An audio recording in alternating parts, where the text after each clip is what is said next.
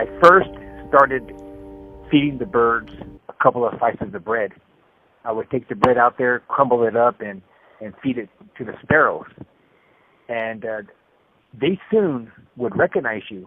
Although we were all wearing the same prison uniform, those birds would recognize me, I guess perhaps by my hair or the way I walked. But in any event, when I would come out after 2 weeks of feeding them, they would recognize me, they would come to me, they would know I had some food for them, and I would feed them.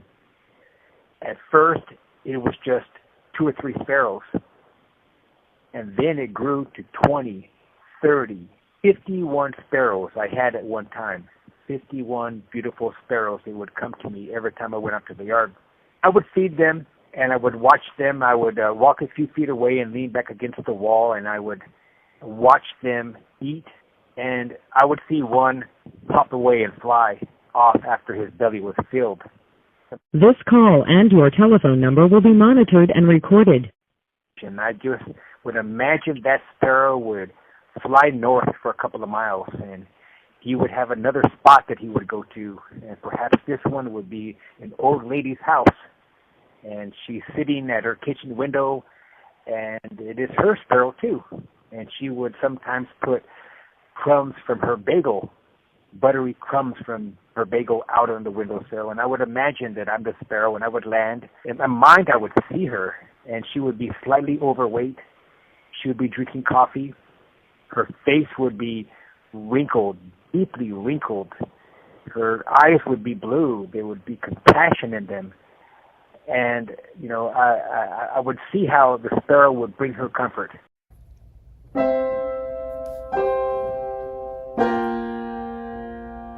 I love to watch my flock grow. I would love to watch them interact with each other. I only named one of the sparrows, and that was little Sergio. I named him after another prisoner that was there with me, only because both the prisoner and the sparrow, in my mind, were bold. Little Sergio was like the leader of the pack.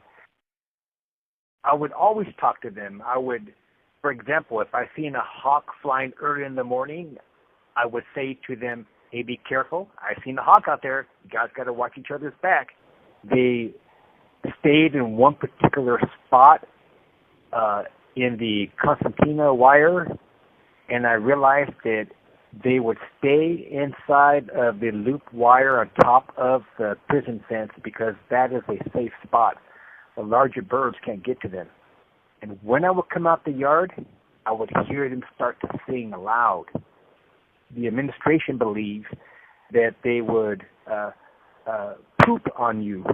So for hygienic purposes, feeding the sparrows was prohibited, but I still would do it secretly. I would only feed the birds when staff were not looking. It just takes a second to reach in my pocket and pull out a plastic bag full of crumbs and scatter them on the floor. I don't go to the prison canteen. Nobody sends me money, so I rely on what I'm given on my tray itself.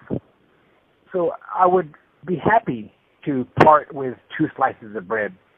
If I'm walking by a trash can and I seen someone throw their lunch inside the trash can, I would not hesitate to reach in and grab bread, a tortilla, dried cornflake. The last day that I seen these birds was the day prior to me being transferred. And it was a very sad day for me. It really was, because those sparrows became my companionship for 8 months.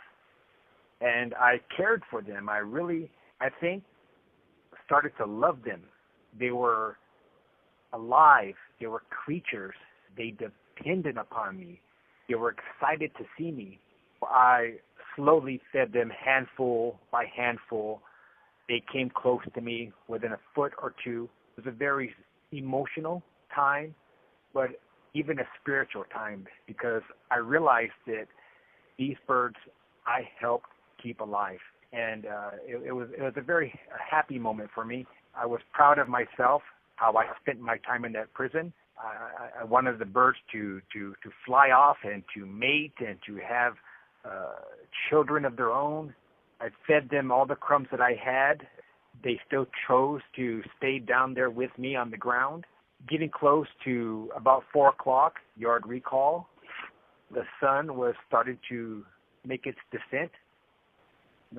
As the sun set and as they chose to stay with me a little bit longer than they normally do, as all their bellies were completely filled, it just seemed like the planets aligned. It was what I was meant to do, what I was supposed to do, that they appreciated it somehow. They told them how much they meant to me and how much they kept me sane during those 8 lonely months at Kern Valley Prison. I wanted them to rise. I wanted them to go to schoolyards and convalescent homes. I wanted them to do what I could not do and fly across the city and land in a normal atmosphere. And I wanted them to understand they bring us humans comfort and peace. They're small, beautiful creatures with the ability to fly.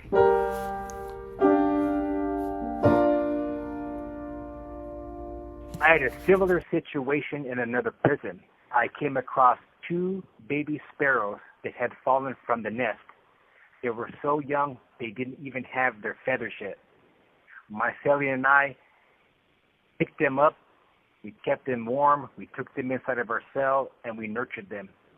Then we reached out to a government agency that gave us protection, allowed us to keep them for 4 months until we could get them to a sanctuary. But that's a story for another time.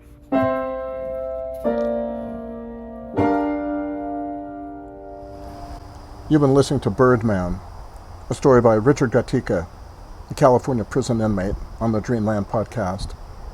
Tune in next week for more stories, conversations, and all the rest.